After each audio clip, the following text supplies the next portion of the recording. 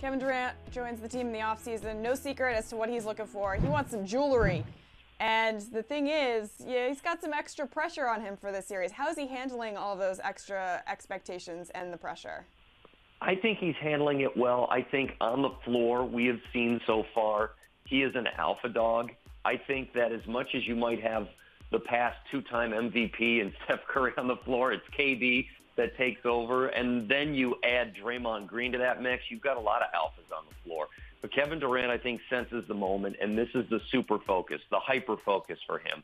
He knows that last year was a great opportunity, and they should have knocked off the Golden State Warriors, and they didn't. Well, now he has joined the evil empire. The Warriors are the new evil empire, and he has to be the guy who carries them across the goal line. And honestly, I think he takes it with a level of seriousness. It's kind of hard because you've had 9 days between games. And factor this in. The Warriors in a 49-day stretch have played 12 games. How the heck do you get a rhythm in that? So I think he knows he's got to win a championship or else this is a big blot on his resume. So he's handling it well, but there's certainly a layer of business to it.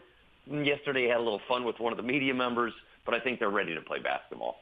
Koz, you mentioned that KD is an alpha dog, and so many other of those guys you mentioned are alpha dogs. A lot of alpha dogs together don't always work. How is this team making it happen?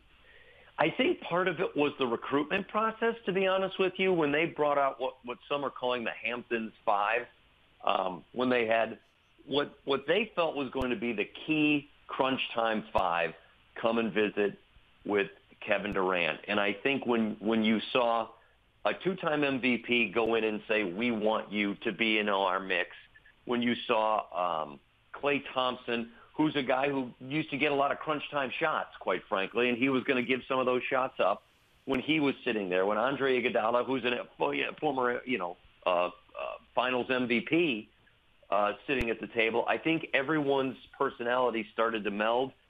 That's the one single moment you can point to.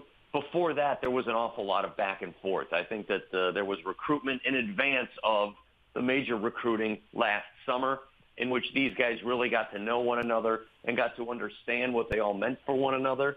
But to me, that's how those alpha dogs are able to combine. And at times, it's not pretty. Draymond Green will be the one who's most vocal about barking at Kevin Durant, and it probably will happen in the finals. But in some way, that's a part of that tough brotherly love that everyone likes to talk about.